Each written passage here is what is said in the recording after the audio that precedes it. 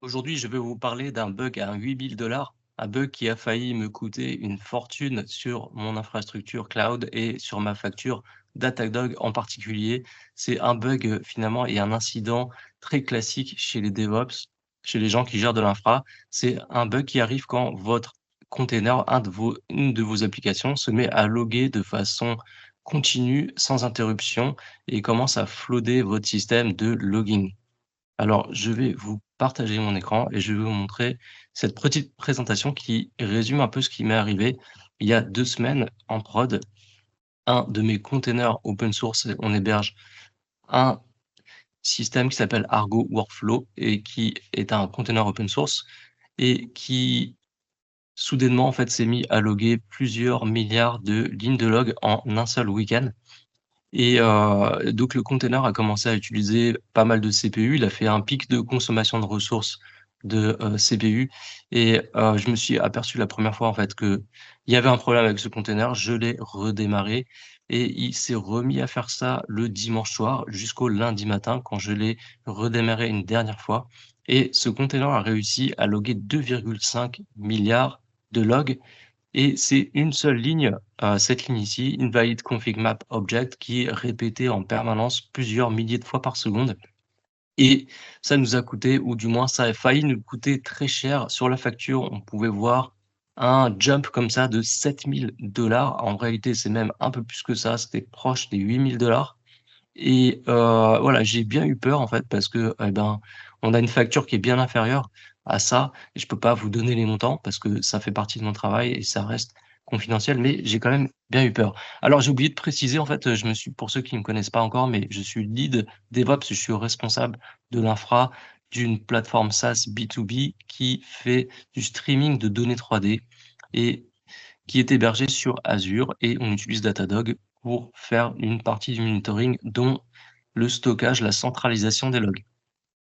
Alors ça, c'est un incident, je pense, qui est assez courant chez les SRE et il faut bien comprendre, en fait, les choses qu'il y a à faire pour se prévenir de ce genre de problème et je vais vous expliquer ça. Donc, ce qui s'est passé, c'est que en moins de 2 jours, en un week-end, on a réussi à ingérer 3 téras de logs et ça correspond à la consommation qu'on a en 3 ou 4 mois.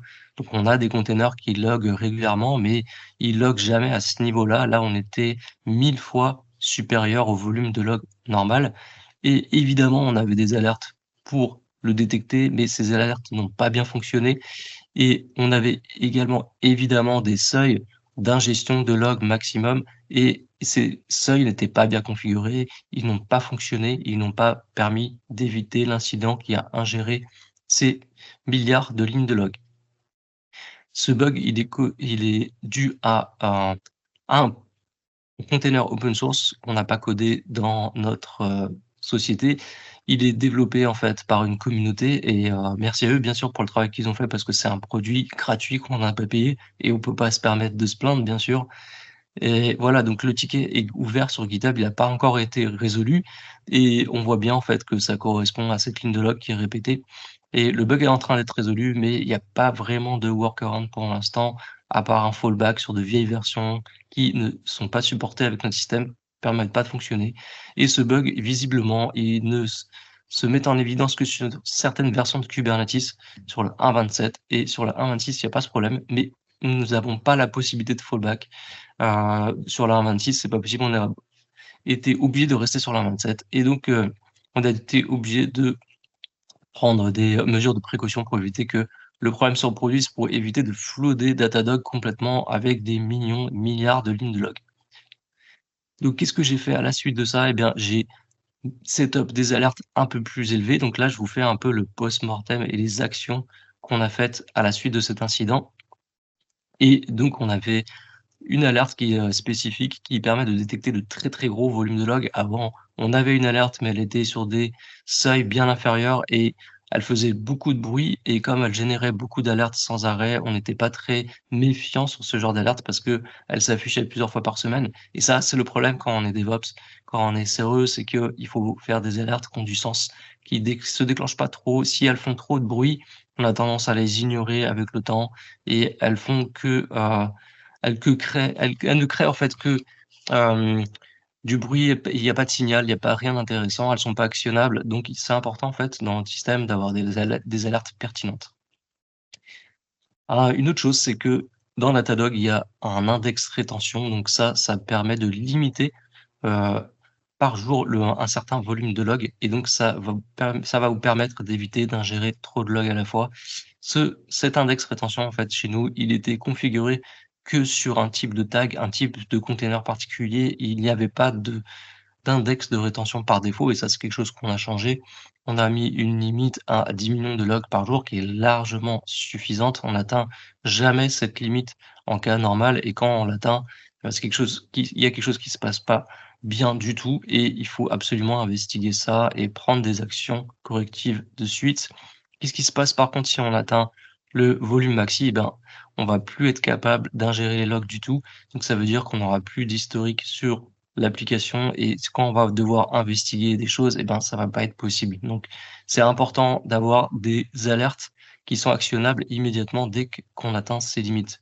Et je pense que ça, c'est valable pour n'importe quel type de ressources dans le cloud. Donc, je pense que les logs, c'est le pire exemple parce que c'est quelque chose qui peut changer énormément d'une minute à l'autre.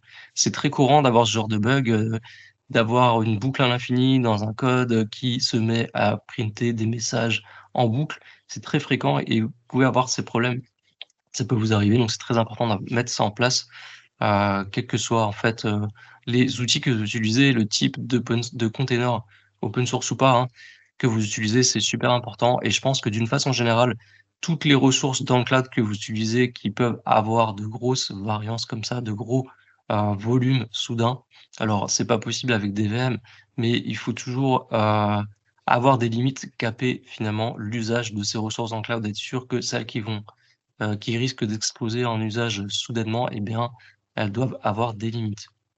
Alors après l'incident, en fait, j'ai pu contacter notre account manager chez Datadog et il nous a fait un geste commercial. Il nous a permis de réduire notre facture et il a été assez compréhensif parce que c'est quelque chose que chez Datadog, n'était pas configuré par défaut. Il n'y avait pas finalement de limite de rétention, d'ingestion de log et c'était du moins pas configuré par défaut, c'était quelque chose que nous, on avait rajouté et c'est quand même bien en fait, d'avoir un geste, d'avoir une compréhension, voilà, de Datadog. Si ça vous arrive la première fois, ils seront compréhensifs. Si ça vous arrive plusieurs fois, par contre, malheureusement, ils auront peut-être pas ils feront peut-être pas l'effort de vous assister sur votre facture. Voilà, j'espère que ça vous a été utile. N'hésitez pas à vous abonner à ma chaîne, d'activer les notifications. Je produis du contenu régulièrement sur tout ce qui est cloud engineering et d'autres sujets annexes quand j'ai le temps. Voilà, à très bientôt. Ciao.